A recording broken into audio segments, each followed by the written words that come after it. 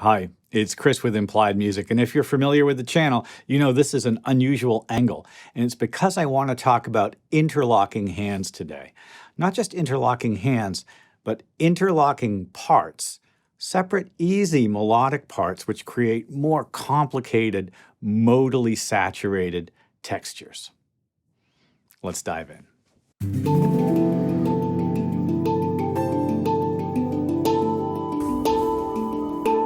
I've had considerable success with shorts this past couple of months, demonstrating very easy, beautiful piano parts, interlocking hands, overlaying melodies. I'll show you what I mean, and then we'll talk a little bit about how it works and how I go about training, thinking about this, and then using it in my bigger compositions. Okay, first of all, take a look at what's happening down below. I've got the Synthesia app demonstrating the notes that I'm playing on the keyboard, and you can see them also happening right there in front of us on the timeline. I'm playing 3 notes in my left hand. It's a simple C major triad. Now I'm going to take my right hand right over the top, and I'm going to play a D minor triad. I'll play them at the same time. C major triad, D minor triad. All together, I'm actually playing 6 notes at the same time, what I call a hexachord. Now, hexachords are super useful for modally saturated tonalities, but they can be a little hard on the listener if you just play all the notes at once. So let's do something easy and just kind of alternate the 2 hands. I'm going to go left, right, left, right, left, right, left, right, left, right, left, right. And you can see I've got a 6-note scale happening. Not particularly interesting by itself, but what if the 2 parts go in opposite directions? Left hand is going up, right hand is going down.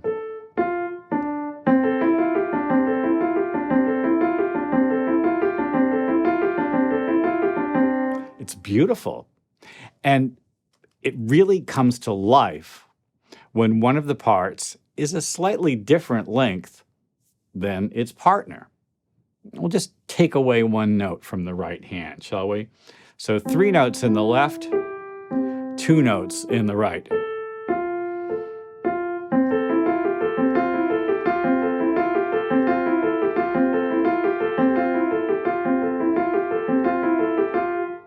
I can even go so far as to maybe add a note. 4 notes in the right, 3 notes in the left.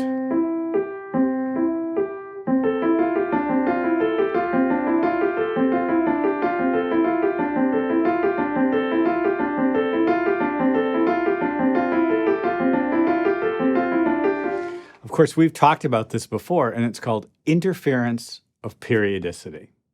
I'm creating a modally saturated texture, in this case one that's actually very easy and compact, on the first 6 steps of that major scale. And I'm creating a rhythmic identity as well.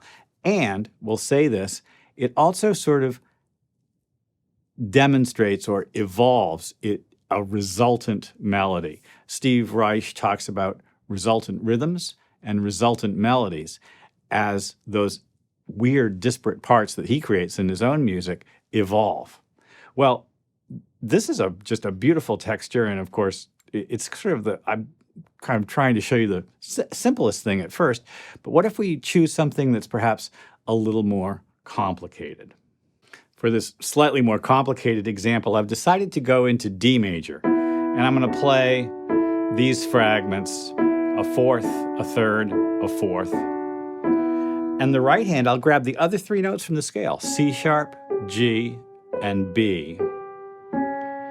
Again, I'm going to alternate hands so I don't hear all the notes at once. You know, essentially everything is consonant, but the sum of the sound is highly saturated. All 7 notes of the scale are represented within a course of a beat or 2.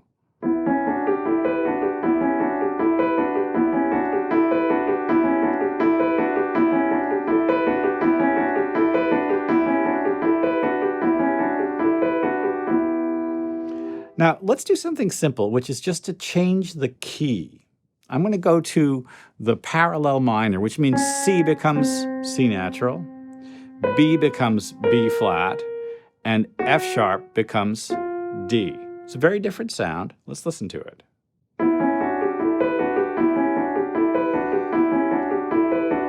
Minor.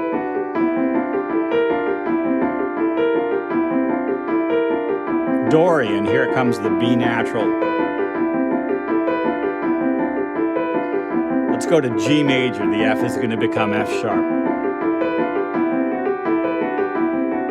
And then back to the C sharp.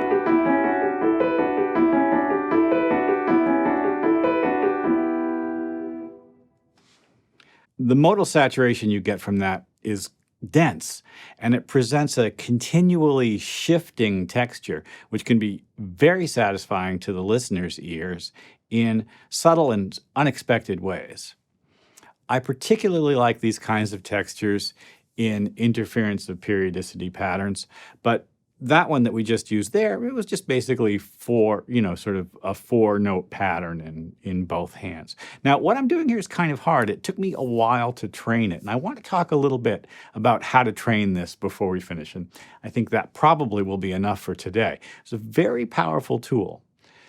So when I began thinking about doing this, I started with something quite simple, which was to grab 4 notes in the left hand, 4 notes that are adjacent like this, and then these 3 black notes right on top. So my hands are literally right over each other, and I'm going to go left, right, left, right, left, right, left, right, left, right, left, right, left, right, left, right, left, right. You could also go right, right, left, right, right. It could go the other direction too, but I like the idea of just going up a scale. Now, if you want to practice interference with periodicity, add that extra note to the left hand. 4 notes in the left hand, 3 notes in the right.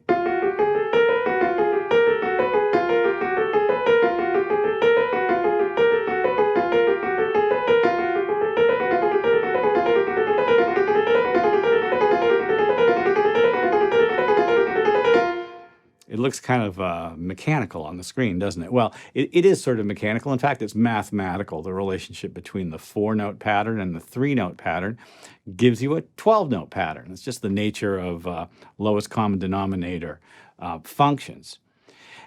If that's doable, and it's easiest because the fingers are close together, and physically it's a little bit easier for a keyboard player at first.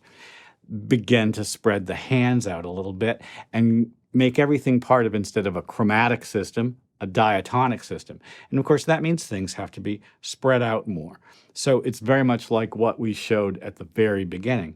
3 notes in the left hand, separated in thirds. 3 notes in the right hand, separated in thirds. Left, right, left, right, left, right, left, right, left, right, left.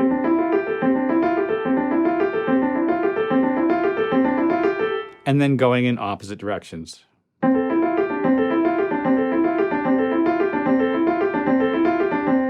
And then adding another finger to one of the hands. I'm going to add another finger to the right hand. Notice I'm using mostly these 4 fingers. It's a little bit easier to get these locked in there than the thumb. If I have to use the thumb, I will. Mostly, I won't.